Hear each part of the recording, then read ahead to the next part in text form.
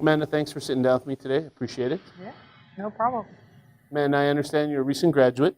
Can you tell me a little bit about your academic path and maybe where you're at now? Yeah, so I guess my path is I did my PhD at Texas A&M. I graduated a couple years ago, and I worked in cotton, and I guess in doing my PhD, I found that like learning the whole process of the step A to Z kind of was very important. So I was lucky my PhD advisor like allowed me to do that at Texas A&M. And then kind of moving on to my postdoc, I did a postdoc here with Alan Van Dynes at UC Davis, which is here. And I kind of got to work on a large number of things. So a lot of vegetable crops and some specialty crops here, pepper, coffee, spinach. Still worked on cotton a little bit, never getting away from the cotton. Right.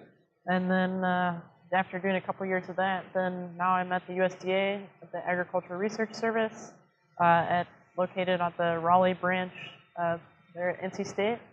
And now I'm a computational biologist, and I can actually work on any crop being a computational biologist. So I'm kind of, I guess, somewhere in between the people in the lab and the people in the field. So I like to kind of translate that research into something that the people in the field can use that is important to the stakeholders and the customers.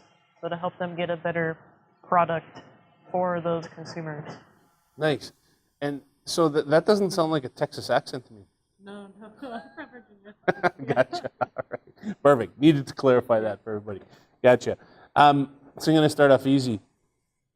Book. What's an influential book in your life? Yeah, I mean, I guess as a scientist, there's a lot of like books that kind of scientifically, I guess, are great books, but really like the thing, I guess, for my generation that kind of stands out is like the Harry Potter series. So Do you get struck by lightning as a scientist when you say that?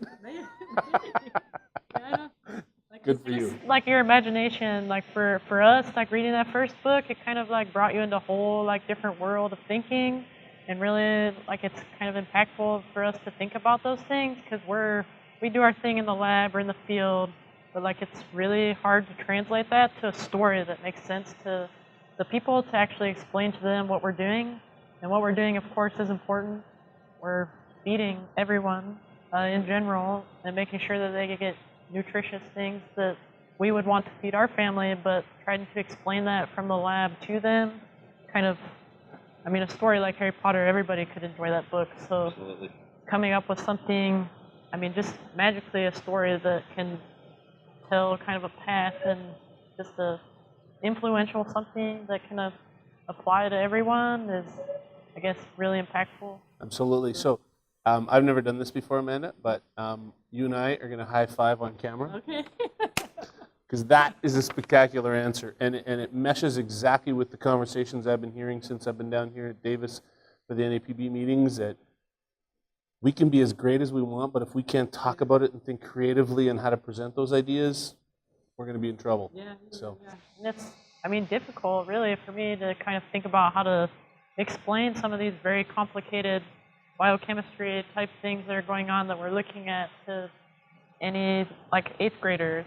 I mean, to get them interested in what we're doing, we really have to figure out how to kind of make it fun and neat for them, which is in a lot of cases very difficult. Good for you. Awesome. Awesome. So just for the record, for anyone who thought I was crazy for asking that question, that's the perfect answer, Amanda. Nice. I love it.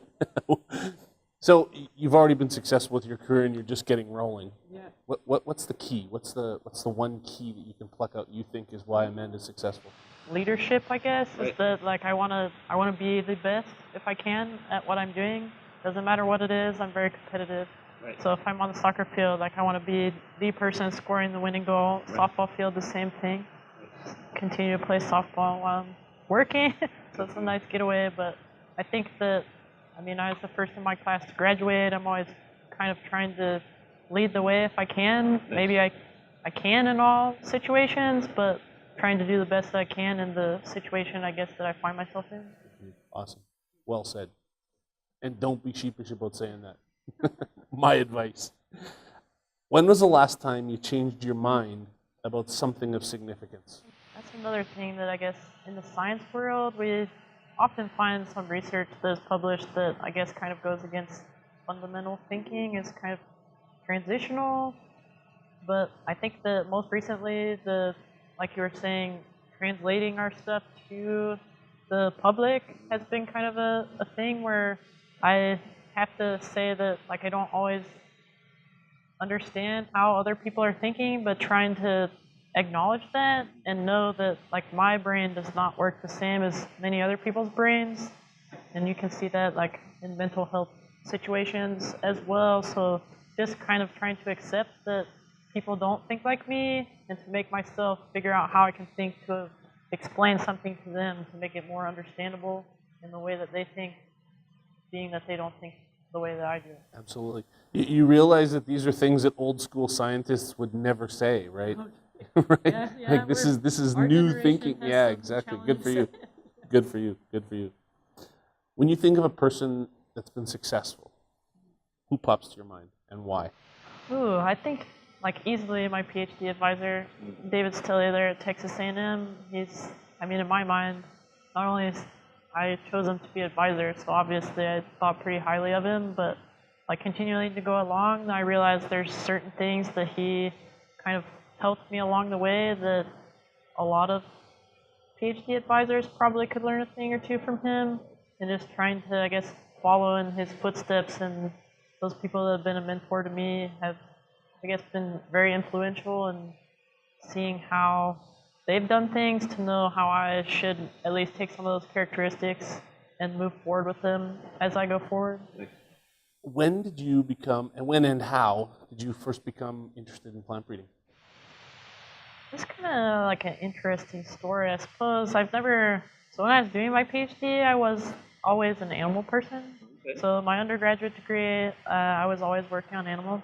And I always figured that I was going to work on animals. But just going through and seeing, so I got the chance to rotate through some different labs when I entered my program. And I rotated everywhere from human, animal, plants. And I really, really loved the research that was going on in the plant field, and everyone was very friendly. The community in the plant field is just kind of the best. They're super supportive. It's not as competitive, and we're really always working towards the end goal that's the same. So I think the like team-based research approach that's more, I guess, acceptable and kind of what we're moving towards in the plant world has kind of drew me in, and now I guess I probably won't leave. Nice, nice. We got you for good. Nice. What two pieces of advice would you give students that are just getting into their academic careers now? I guess number one would be to make sure you pick a good mentor. So if you have a good mentor, they can lead you in the right path many times when you think you don't really know what you're doing. Does a mentor have to be an advisor? No, certainly not. So I think that my second piece of advice would be to make sure that you have a good group of friends kind of to support you. And I think that I found that when I first started doing my degree, that's when I found my friends that probably will be with me the rest of my life, really. Even if they're not in the direct field that you are, they understand what the difficulties are that you're dealing with, and they'll help build you up when you need them to. So the same thing, like as a mentor, they can be your friends, older students, advanced people in their career, just someone that's willing to kind of listen and see what you're going through and give you advice on how to make it through those difficult times, and also to celebrate the good ones. So. There's difficult times in plant breeding? Come on. Certainly. Yes, I'm sure. Disease wiped out my field. Right, exactly. That happens. So, you're going to have a big career. You and I both know that. If you get to decide right now, what is it that you would want to contribute to your profession? Ooh, that's a pretty difficult question. I guess for me, being, a collaborator with people has helped them to make tools that allow their life to be easier, to get to some influential point where we're able to solve a disease, or like bananas or other things that we work on, they're actually growing monocultures. So at some point in the inevitable future, banana may be wiped off the store shelf. We just go in there and it's not there. So I guess behind the scenes, making sure that those things don't happen and knowing that you're the one that had something to do with making sure that people had that available to them is, I guess, something that I'm kind of looking forward to. Perfect way to finish off. Thanks very much, Amanda. I appreciate it. Yeah, it's good talking to you.